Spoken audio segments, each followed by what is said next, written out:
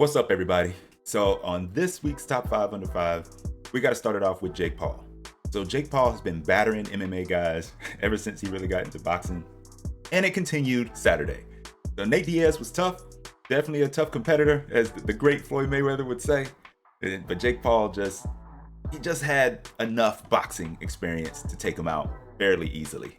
It was rinse and repeat for Nate Diaz. Nate Diaz, at some points, he didn't even look like he wanted to be there. But I guess that's symbolic of the way he's been in the cage. I don't watch much MMA, but there was times he would just kind of just turn his back, walk off a little bit, like he was chilling on the corner or something like that. Like it, I don't know what was going on.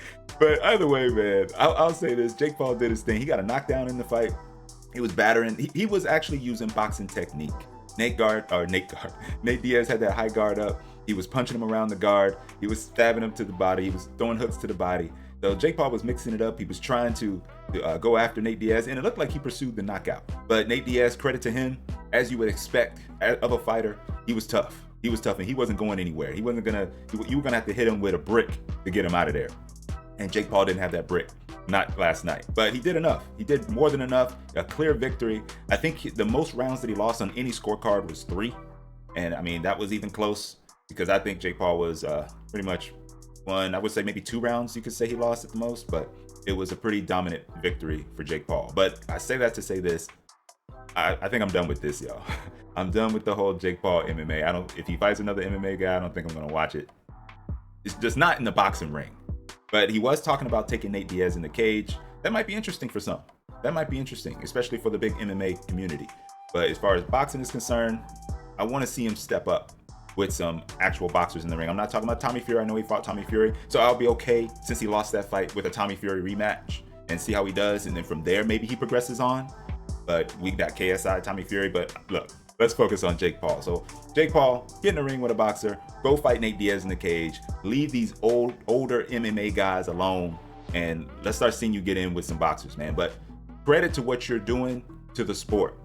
He's injected some energy. We cannot lie. Boxing fans cannot deny that. Jake Paul has injected energy into the sport.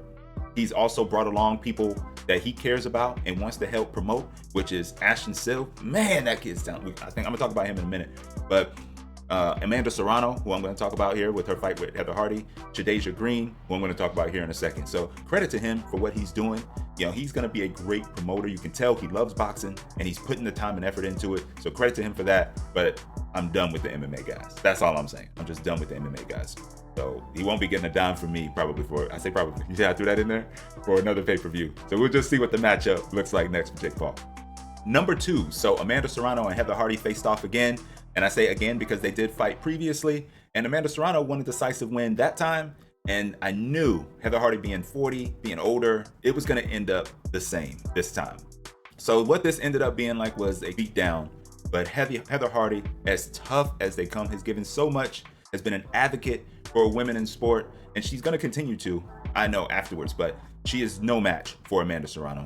Absolutely no match. Amanda is just as tough as Heather Hardy, more skilled than Heather Hardy, more power than Heather Hardy. And that was clearly on display the entire time. And it was expected. It was expected. And that's why I was not excited for this fight, but I wanted to see it because I knew Heather Hardy, she's going to give her all. And that's what she did. She gave her all. She came to fight.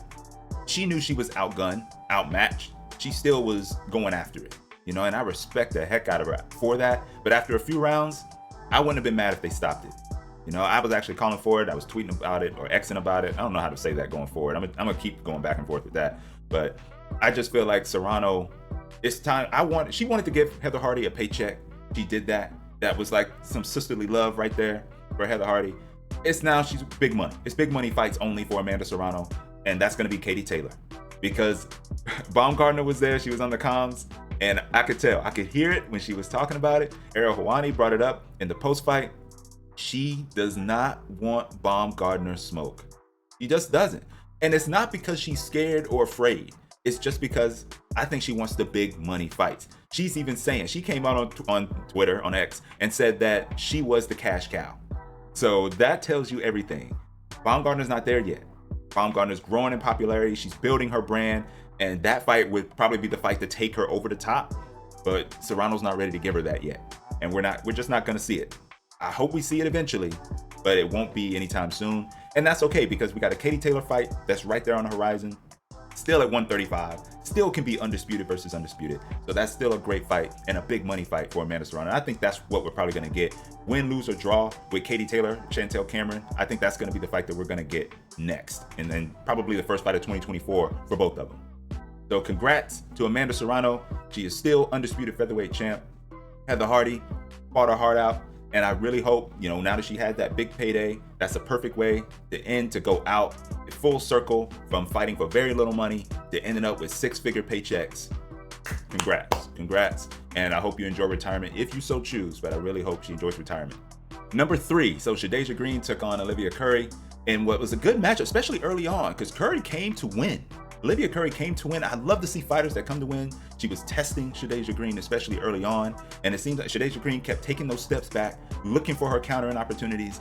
And once she really started landing some wood on Olivia Curry, you could tell that advance, even though her corner wanted her to do that, it started to slow down a little bit. She was like, look, I know what you want me to do. These shots, this girl can crack. And she has to be more careful and strategic on how she goes in and attacks her. And she didn't quite have the skills necessary to take out Shadasia Green. And Shadasia Green, we talk about her going against the Savannah Marshalls. We talk about her going against the Clarissa Shields, right? Because she's Mando. She's Mando to Savannah Marshall. So we're probably going to see that next. But I will tell you, she needs to improve that stamina, man. That stamina needs to improve against Savannah Marshall. Because Savannah Marshall, she can box. And she has stamina. She has endurance. So that's going to be a challenge. If Savannah Marshall is constantly applying pressure and her head is always on the move, Savannah Marshall's going to move. She's not going to be sitting there to get hit. That is going to be a fascinating fight if that happens. But Shadasia Green took care of business with Olivia Curry. I think she, especially around the middle rounds, it just felt like she was taking control, had a nice sharp jab, cracking her over the side with that right hook. She was going down the middle with it too a couple times. So whether she was trying to go around her guard, whether she was going down the middle, and those body shots, she really made a commitment to the body. So Shadasia Green with a fantastic performance. And I believe it's going to be on to Savannah Marshall next. And I can't wait for that one. It's just who's going to pick it up? Because this is probably going to go to purse bid. Unless Boxer is going to be willing. They have been so far. So you can expect maybe a Boxer show. We've seen it could happen. It could happen. Or if MVP wins it, what platform will it be on? So I can't wait to see how that plays out, if it goes to purse bids or whatever. But most importantly, because I'm here for the fights, not necessarily about the money aspect of it, but we know it kind of goes hand in hand. It is prize fighting. But whoever gets it is going to be a great fight. So congrats to Shadasia Green, handle the business. And now on to the next, which is now a title fight for 168 against Savannah Marshall. Number 4, so this is going to be a combination. I'm going to talk about the Friday night fights and mainly the Friday night main events. So it was Plania versus Pierce, and that's Elijah Pierce and Mike Plania. They call him Magic Mike. And that was a good fight, man. This was OTX's first fight of 4 fights that are going to be on DAZN. So every Friday this month is going to be an OTX fight. This was the first main event, and Elijah Pierce got the knockout. I want to say, was it the 3rd or 4th round? I just can't remember at the moment. It was the 3rd or 4th round. But I know he had lost the first 2 rounds, so it might have been the 3rd round. And then he caught him. He just caught him with a left. I think it was a straight left. Plania was coming in, and bam, it was out. He couldn't recover. That was it. And Pierce won it. It was fascinating. It was outstanding. And he had to change it up. And even in the post fight, he said his corner told him he had to change up the game plan because it wasn't working. It wasn't working. It's not like it was completely not working, but he was just getting hit with too many shots. And Plania was going to gain in confidence as that fight went on. He switched it up, caught him, knocked him out. It was entertaining. It was good. I like what OTX is doing. The production was solid. So tune into that if you haven't. You still got 3 more weeks to do so. Also, ShoBox had a nice one. Jordan White got this KO in the first round. It looked like it was a check hook. It looked like the man was coming forward, and it looked like he caught him and he was trying to go on the way out. But either way, it was a nice counter. And it was lights out. Man hit the ground. And I think what really knocked him out was his head hitting the canvas. I think that's what really got him. But 2 impressive Friday night fight main events, because those fights are mostly 60-40, 50-50 fights. So when you get early stoppages in those fights, that's impressive. You got to give those guys props. So credit for those fighters taking those fights, and credit to the fighters for putting on fantastic performances, getting knockouts. Something added to the highlight reel, something that even casual fans will be able to see, and they can take that forward and spur them forward into bigger fights going forward, and maybe even deals, even promotional deals. And that's one thing I want to talk about real briefly. So I don't know if you guys saw with OTX, going back to OTX, afterwards, it said that he got a 1 year, and I'm talking about Elijah Pierce got a 1 year C4 athlete like sponsorship. It was a contract, basically. He got a contract. He's going to be working out. They say he's going to be working out with some fighter. They never said the fighter though, but I want to focus on the contract. The fact that when he won, and it was just for the main event fighter, when he won, he got a C4 athlete contract. That's the kind of stuff that's great.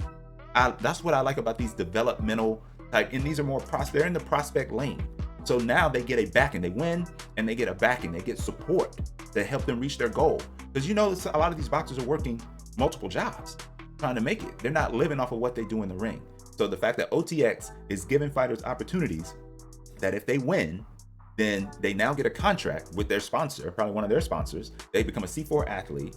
They're going to be able to pump money into the fighter, and then they'll be able to hopefully get better and improve, because now they'll be able to dedicate more time to the sport versus having to work another job. Man, it's just, that's all great, man. That's what we love to see. Let's support OTX, man. I did a video on it. I think it was huge. It could be a game changer. And if you watch, you can see why. When they're doing things like that, you can see why. So if you haven't checked out that video, go check it out. I'll try to put the link, I think it's up here. Try to put it up here so that way you can see it and click on it if you want to see it. But either way, credit to Elijah Pierce, credit to Jordan White. Those KO victories were impressive. Number 5, Olympic bronze medalist Oshae Jones takes out Miranda Barber. When I say takes out, she won by unanimous decision, but Jones was a dog in there. She was constantly hunting Barber. Barber obviously not on her level, but Jones was able to get in there, show her skill level, show that she has ability. And you got to think, of course she's going to have ability as a pristine amateur. Now, she's only 3-0, now 4-0 in the pros, so she's still growing. You could tell she needed to cut off the ring more. She was following Miranda Barber around when she probably could cut her off and maybe even apply more pressure and put more doubt in Miranda Barber's head. But either way, it was a good performance from Oshae Jones, and I look forward to seeing more. And hopefully with OTX, with ShoBox, I want ShoBox to get into some more women's fights like this. Show women's fights on this level too. That's what I want to see from ShoBox. Man, so hopefully Showtime can step up and start producing more fights with the women. Because every time Gabriela Fundora fights, she's not fighting on TV. When Mia Ellis fights, we know she's a Gervonta Davis fighter or Calvin Ford fighter, but we never see Mia Ellis. Mia Ellis had a great knockout also this weekend. So man, we want to see these fighters. So ShoBox, Showtime, anybody that knows anybody with Showtime, let them know, man. Let them know. Let's get the women on there too. Let's see the women on there too. But this is about Oshae Jones. Oshae Jones showed out, and hopefully she can get a promotional deal, because these fighters are really only signing for one fight with OTX. It's really one fight with OTX so they can be seen. Oshae Jones was just seen. 154-pound talent. She's now won she's the NABF, she's got an NABF title, which is an affiliate to the WBC. So what that title does, people say, oh, who cares? It's just a belt. No, these belts matter, man. The reason why they matter is because it gets her in the rankings. And the reason why I say another reason it matters is because she doesn't have that fan base. So if you don't have the fan base, you got to go the traditional route to build up your name and put yourself in position to challenge a champion. That's what Oshae Jones is doing. And she took advantage on the platform she was on. I like what I saw. Southpaw putting in work, and I can't wait to see more. But that's all I have on this week's Top 5 Under 5. Appreciate you guys for watching. Hopefully you come back again, and I'll catch y'all on the next one. Hopefully another good week of boxing next week. We're going to talk some more OTX. Till next time, peace.